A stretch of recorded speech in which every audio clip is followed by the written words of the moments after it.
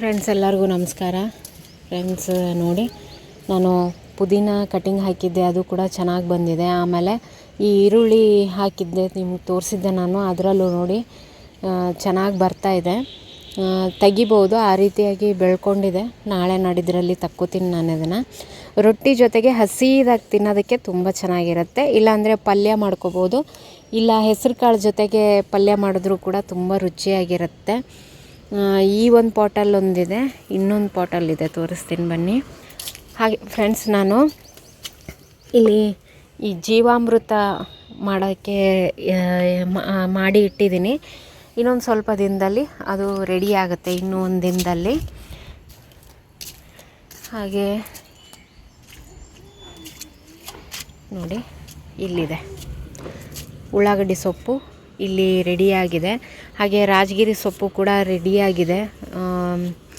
ಇದನ್ನು ಕೂಡ ಕಟ್ ಮಾಡಿ ತೆಗಿಬೇಕು. ಹಾಗೆ ಈ ಪಾಟಲ್ಲಿ ರೀಪಾಟ್ ಮಾಡಿದ್ನಲ್ಲ, ಈಗ ನೋಡಿ ಹೂವು ಎಷ್ಟು ಚೆನ್ನಾಗಿ ಬರ್ತಾ ಇದೆ ಅಂತ. ಎಲ್ಲದರಲ್ಲೂ ಹೂವು ಇದೆ. ಇವತ್ತು ನೀರು ಬಂದಿತ್ತು ಎಲ್ಲ ಗಿಡಗಳಿಗೂ. ಇವತ್ತು ಬೆಳಗ್ಗೆನೇ ನೀರು ಹಾಕಿದೆ. ನೋಡಿ, ಅಲ್ಲಲ್ಲಿ ಕಿರಿಕ್ಸಲಿ ಸೊಪ್ಪು ತುಂಬ ಚೆನ್ನಾಗಿ ಬೆಳ್ಕೊಂಡಿದೆ, ತೆಗ್ಕೋಬೇಕು. ಹಾಗೆ ಇಲ್ಲಿ ಹಾಗಲಕಾಯಿ ರೆಡಿಯಾಗಿದೆ, ಇದನ್ನ ತಕ್ಕೋತೀನಿ ನಾನು.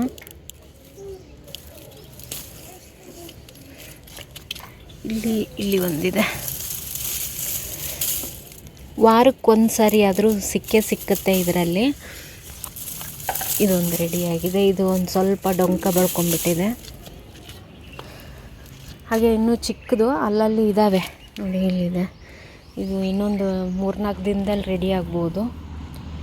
ತುಂಬ ಚೆನ್ನಾಗಿ ಗ್ರೋ ಆಗ್ತಾಯಿದೆ ಇದರಲ್ಲಿ. ಹಾಗೆ ಇಲ್ಲಿ ನೋಡಿ, ನನ್ನ ಮಗಳು ಇವತ್ತು ಸ್ಕೂಲಿಗೆ ಕಳಿಸಿಲ್ಲ ನಾನು, ಆಟ ಆಡ್ತಾ ಇದ್ದಾಳೆ. ಅವಳು ಸಾಮಾನೆಲ್ಲ ತೊಗೊಂಡು ಬಂದಿದ್ದಾಳೆ. ಇಲ್ಲಿ ತೊಗೊಂಡು ಬಂದು ಏನೋ ಅಡುಗೆ ಮಾಡ್ತೀನಿ ಅಂತ ಮಾಡ್ತಾಯಿದ್ದಾಳೆ. ಹೂವು ಹಾಕಿ ಅಡುಗೆ ಮಾಡ್ತಾಯಿದ್ದಾಳೆ ಅವಳು. ಶ್ರೀ, ಹಾಯ್ ಮಾಡು. ಹಾಗೆ ಇಲ್ಲೊಂದಿಷ್ಟು ಹೂ ತೆಗ್ದಿದ್ದಾಳೆ, ಜ್ಯೂಸ್ಗೆ ಇದು ತಕ್ಕೊಂಡಿರೋದು. ಇಲ್ಲಿ ಅಡುಗೆ ಮಾಡೋದು ಅಲ್ಲ ಶ್ರೀ? ಏನು ಮಾಡ್ತೀಯ ಅಡುಗೆ? ನಾನು ಕಾಫಿ ಬಂದು ನೀರನ್ನು ಹಾಕಿ ಹಾಗೆ ಇಲ್ಲಿ ಹಸಿಮೆಣಸಿನ್ಕಾಯಿ ಕೆಂಪಾಗ್ತಾ ಇದ್ದಾವೆ, ಅದನ್ನ ತಕ್ಕೋತೀನಿ. ಇದರಲ್ಲೂ ಕೂಡ ಹಸಿಮೆಣಸಿನ್ಕಾಯಿ ರೆಡಿಯಾಗಿದೆ, ಇದರಲ್ಲೂ ತಕ್ಕೋತೀನಿ ನಾನು.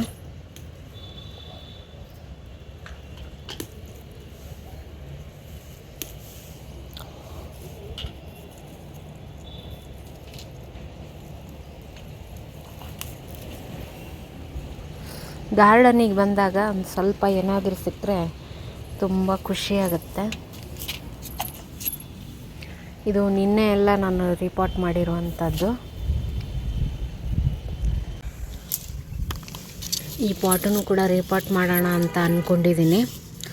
ತುಂಬ ಚೆನ್ನಾಗಿ ಕಾಣುತ್ತೆ ಈ ಗಿಡ, ಬೇಗ ಸಾಯೋದಿಲ್ಲ ಆ ಥರ ಗಿಡ ಇದು. ಬಿಗಿನರ್ಸು, ನಾವು ಗಾರ್ಡನಿಂಗ್ ಸ್ಟಾರ್ಟ್ ಮಾಡ್ತಾ ಇದ್ದೀರಾ ಅನ್ನೋರು ಈ ಥರದ ಗಿಡಗಳನ್ನು ಹಚ್ಕೊಳ್ಳಿ. ಇದಕ್ಕೆ ನೀರು ಸ್ವಲ್ಪ ಜಾಸ್ತಿನೇ ಬೇಕು ಅಂತಲೇ ಹೇಳ್ಬೋದು, ಡ್ರೈ ಆಗಿರಬಾರ್ದು, ಇಲ್ಲಾಂದರೆ ಈ ರೀತಿಯಾಗಿ ಒಣಗೋಗ್ಬಿಡ್ತವೆ. ರೀಪಾಟ್ ಮಾಡೋಕ್ಕಿಂತ ಮುಂಚೆ ಈ ರೀತಿ ಹಳದಿಯಾಗಿರುವಂಥ ಎಲೆಗಳನ್ನೆಲ್ಲ ತಕ್ಕೊಂಬಿಡಬೇಕು.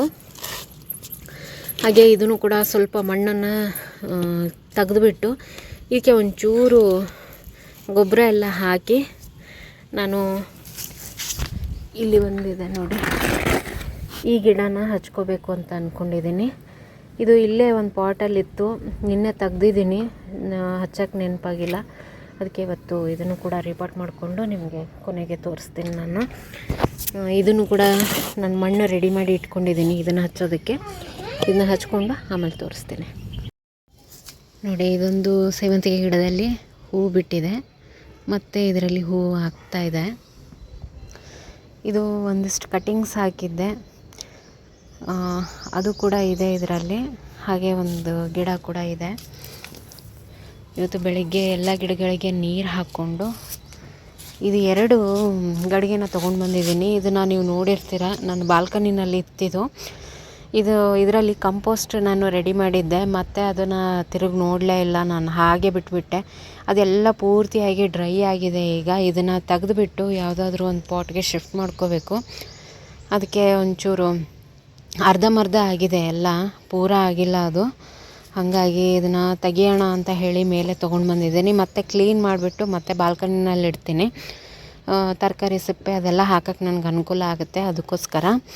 ಹಾಗೆ ಇದನ್ನು ನೋಡಿ ರೀಪಾಟ್ ಮಾಡ್ಕೊಂಡಿದ್ದೀನಿ. ಇದನ್ನು ಕೂಡ ರೀಪಾಟ್ ಮಾಡಿದ್ದೀನಿ. ಈ ಗಿಡಕ್ಕೆ ಏನಂದರೆ ನೀರು ಜಾಸ್ತಿ ಇರಬೇಕು, ಮಣ್ಣು ಯಾವಾಗಲೂ ತೇವ ಇರಬೇಕು, ಅಂದರೆ ಮಾತ್ರ ಗಿಡ ತುಂಬ ಚೆನ್ನಾಗಿ ಬರುತ್ತೆ. ಅದಕ್ಕೆ ಇದಕ್ಕೆ ನಾನು ಕೆಳಗಡೆ ಹೋಲನ್ನು ಹಾಕಿಲ್ಲ, ಹಾಗೇ ಇಟ್ಟಿದ್ದೀನಿ. ನೀರಿದ್ದರೆ ತುಂಬ ಚೆನ್ನಾಗಿ ಗ್ರೋ ಆಗುತ್ತೆ ಅಂತ. ಆದರೆ ಅತಿಯಾಗಿ ನೀರನ್ನು ಹಾಕಬಾರ್ದು ಅಷ್ಟೇ.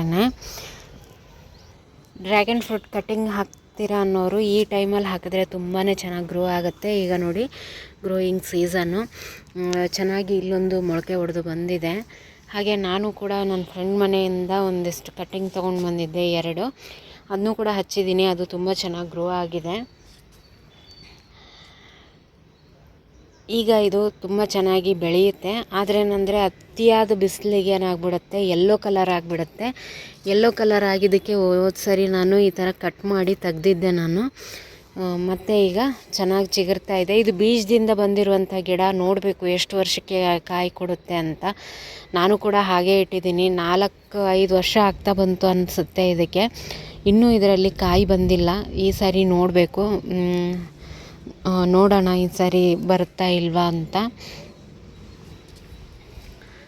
ಇದರಲ್ಲಿ ನಕ್ಷತ್ರ ಮಲ್ಲಿಗೆ, ಇದೊಂಥರ ಎಲೆ ದಪ್ಪ ಇದೆ ಫ್ರೆಂಡ್ಸ್. ಇದು ಆ ಥರದ ನಕ್ಷತ್ರ ಮಲ್ಲಿಗೆ. ಇದು ತುಂಬ ಚೆನ್ನಾಗಿ ಅನಿಸುತ್ತೆ. ಈ ಪೆಟಲ್ಸ್ ಎಲ್ಲ ತುಂಬ ದಪ್ಪ ಇದ್ದಾವೆ. ಈ ವಿಡಿಯೋ ಇಷ್ಟ ಆಗಿದ್ದರೆ ಒಂದು ಲೈಕ್ ಮಾಡಿ ಫ್ರೆಂಡ್ಸ್. ಇನ್ನೂ ತನಕ ನನ್ನ ಚಾನಲ್ ಸಬ್ಸ್ಕ್ರೈಬ್ ಮಾಡ್ಕೊಂಡಿಲ್ಲ ಅಂದರೆ ದಯವಿಟ್ಟು ಸಬ್ಸ್ಕ್ರೈಬ್ ಮಾಡಿಕೊಂಡು ವಿಡಿಯೋಗಳನ್ನ ನೋಡಿ ಸಪೋರ್ಟ್ ಮಾಡಿ ಅಂತ ಹೇಳ್ತೀನಿ. Thank you.